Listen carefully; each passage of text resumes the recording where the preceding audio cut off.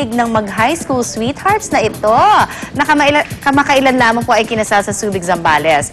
Meant to be ngang maituturing dahil ang kanilang happy ending, 55 years in the making. Walang komunikasyon at huling nagkita na noon pa lang high school sila.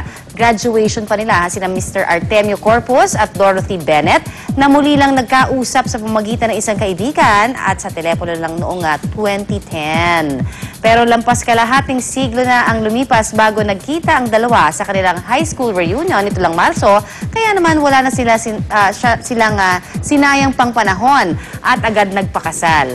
Biyuda at may 2 anak man si Dorothy, tanggap ito ni Artemio na nanatiling binata. Wow! Ay, nako. At kahit pa parehong 72 years old na, talaga namang very much in love sila sa isa't isa. Ang sweet. Wala nga namang edad ang pag-ibig. Bakit hindi na lang si Artemio pinakasalan yan? Kasi nahiya si Artemio nung high school sila. Parang wala siyang kumpiyansa na manligaw kasi daw yung pamilya ni Dorothy may kaya. So, never siyang lumapit at nagsabi na may gusto siya kay Dorothy. O yun, di ganun lang Galing, no? magsasakripisyo 10 days. 10 days after nila magkita sa high school reunion, nagpakasal ba? Ang sweet. Sweet naman. So, hindi na wala yung pag-iibigan. Oo. At si Artemio, nagseminaryo pa siya. Wow. Dahil talagang gusto niya lang si Dorothy. Well, ganyan talaga. Sa lahat ng mga torpe dyan.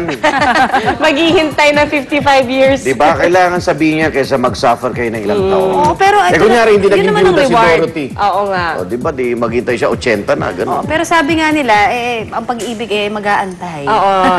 Darating at darating yan. Kinikilig ako. So, nag-honeymoon mo sila ngayong mga oras ito. Nag-honeymoon sila. Nag-honeymoon sila. Kakaingit naman. Okay.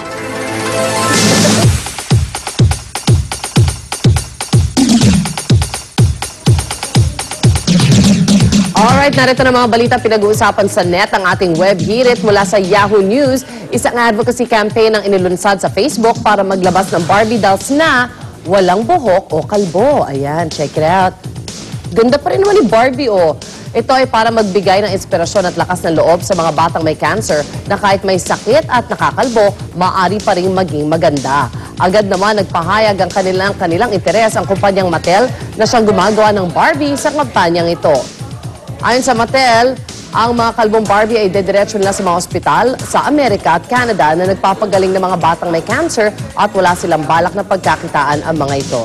Ayan, gusto lang nila to support. Siyempre, ito yung mga pangarap ng mga bata na may sakit ng cancer, di ba? So, hindi naman kailangan ibenta siya sa regular public. And I'm sure it's going to be such a big help dun sa ego, tsaka dun sa kalooban ng mga batang nagkakaroon ng sakit. Kasi kung makikita nilang kanilang idol na si Barbie, nakikiisa sa kanila. At samantala, susunod na web hirit naman, mula pa rin sa Yahoo. Puntahan po muna natin yan. 300 pit bulls na iligtas mula sa isang online gambling syndicate sa San Pablo City, Laguna. Napag-alamang ang mga asong ito ay ginagamit sa dogfighting na binobroadcast online. Ano ba naman yan? Karamihan sa mga asong naligtas, punit ang mga tenga at dila. Nakakaawa po, 7 South Korean nationals at ilang Pinoy caretaker naman ang sangkot sa malaking sindikatong ito na kapag napatunayan nagkasala ay maaaring makulong ng 6 months hanggang 2 years. Na syempre lalo na doon sa mga tao na dog lovers, pet lovers, animal lovers, siguro parang mas gusto nila, mas mahaba pa siguro na parusang mabigay sa mga tao ito kasi sa brutality na ginagawa nila. Hindi lang para sa kanila, dahil nga high-tech na tayo ngayon, pati sa web napapanood pa sa ibang bansa at nakakapagpustahan pa sila para doon. At samantala ito papagaan naman ng slide. Ang ating huling web hirit naman mula sa HuffingtonPost.com.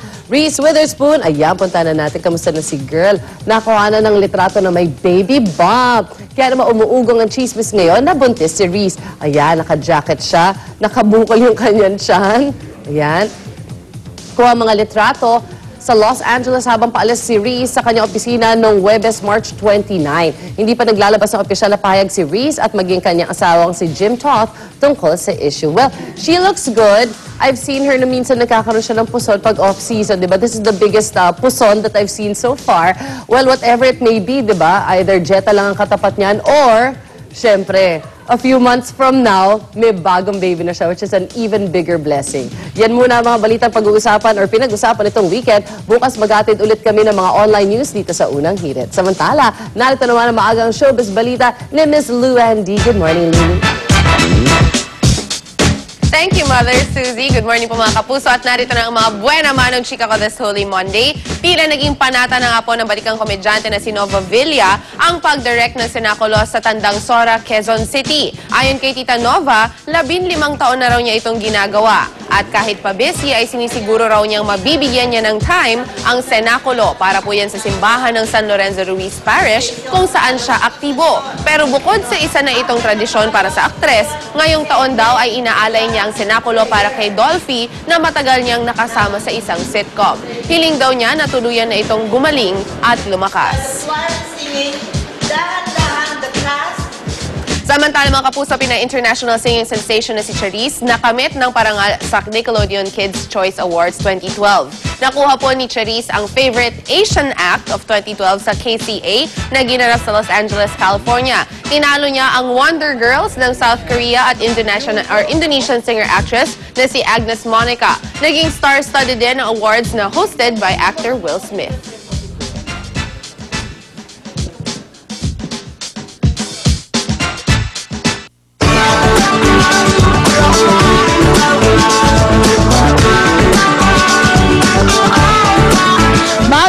Bagong pag-asa mga kapuso. Ito na po ang ating hirit panahon mula sa pag-asa. Pero po tayong tinatawag ng easterlies.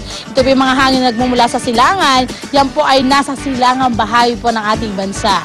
Ang silangang bahagi po ng ating bansa ay magkakaroon ng madalas na maulap na kalangitan na may mga kalat-kalat na pag-ulan at ang nalalabing bahagi na po ng ating bansa kasama na po dyan ang Metro Manila ay magkakaroon po ng bahagya hanggang sa maulap na kalangitan na may mga pulo-pulong pag-ulan. So medyo may mga pag-ulan tayo ngayong araw. Sunrise po natin 5:51 ng umaga at ang ating pong sunset ay 6:08 ng hapon. Narito naman po ang mga temperature and weather conditions sa iba pong bahagi ng Pilipinas. Tandaan niyo po mga kapuso, sa kahit ano po mga hamon ng panahon, manatiling alerto at mahinahon. Happy birthday, Jom de la Cruz!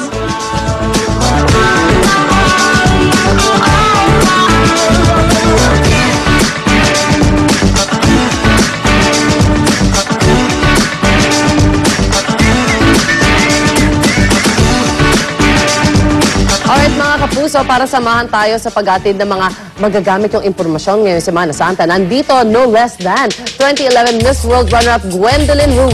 Good morning, Gwen! Come join us! Pasok, Gwen. Good morning! Welcome, Gwen! Good morning! Oh, nagtabi pa kami, Merry Christmas.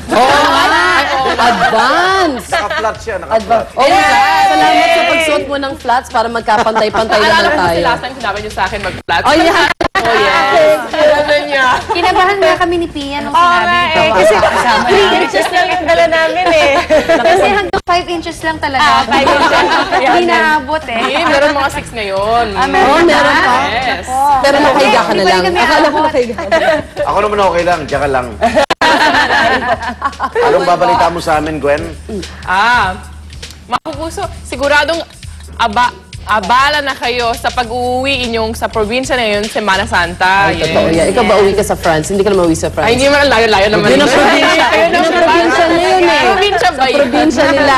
Kami naman abala rin, syempre, upang tiyakin na maayos at maaliwalas po ang inyong pagbiyahe. Kaya naman kasama natin si Maring Susan, isang booth ang aming itanayo sa Araneta Center Bus Terminal upang umantabay sa inyong mga pangangailangan. Ate Sue, kamusta na dyan? Good morning, Susie. Good morning po uli mga kapuso. Nagbabalik po tayo. Alam niyo po, bukod sa paghahatid ng mga balita at impormasyon mula dito sa Araneta Center Bus Terminal, syempre, maghahatid po tayo ng serbisyong totoo para sa mga kababayan natin na uuwi sa kanilang mga probinsya. At ngayong araw po ito, meron nga tayong booth dito sa Araneta Center Bus Terminal para ho ibigay ang ating mga ihahatid ng serbisyong totoo. Syempre, kasama ho natin dito ang mga tauhan ng Philippine Red Cross. Ayan, pwede ho kayong magpa-check up dito ng inyong katawan, ng lagay ng inyong katawan, lalo-lalo na yung mga malayo yung biyahe, mga may edad na, may mga dinaramdam, baka ho tumataas ang inyong mga blood pressure sa paghihintay o kaya naman medyo hindi ho kayo masyadong nakatulog ng maayos, puyat kayo, magpa-check ho muna kayo ng inyong mga BP at syempre iba mga medical assistance na maaaring ipagkaloob sa inyo ng mga tauhan po ng Philippine Red Cross. Maaga din gumising at sumama sa atin para sa paghatid ng serbisyong totoo. Of course, doon po sa likod, nakikita nyo, meron ho tayong charging station. Libre po ito, wala pong itong bayad. Para ho doon sa mga medyo mahina na yung battery ng inyong mga cellphone, malayo pa yung inyong mga biyahe. Siyempre, may tatawag sa inyo, saan na kayo? Nakasakay na ba kayo? Ganyan. So para ho nakakasagot kayo at hindi naman nag-aalala yung inyong mga mahal sa buhay, meron ho tayong libreng charging station. And of course, ayan, meron ho tayong ibinibigay dito na libreng tubig. Ayan, maiinom na tubig. Pero sana ho, sa mga bata, yung mga bata at matatanda, sana mas sila ho yung mabigyan natin ito dahil kailangan ho nila ito, no? Yung maiinom na tubig. Meron ho tayong candies at syempre meron ho tayong tissue and wet ones. Ayan, na kailangan din ho sa pagbibiyahe, no? Lalo-lalo na kung may kasama kayo mga babies, ano? May mga sanggol, medyo kakain ho yan, manlalagkit, may mga pampunas ho kayo. And of course, alam nyo naman yung iba. Pagka bumibiyahe, medyo nahihilo, nagsusuka, ayan, pasensya na ho sa mga kumakain. Meron ho tayo ibibigay na plastic, ayan, dala-dala ho ninyo. Mabuti na ho, yung tayo handa at meron tayong mga magagamit kung kakailanganin. So lapit lang ho kayo dito sa ating booth para ho maihatid namin sa inyo ang ating Serbisyong Totoo. Bukas po ito ating Serbisyong Totoo booth hanggang mamayang alas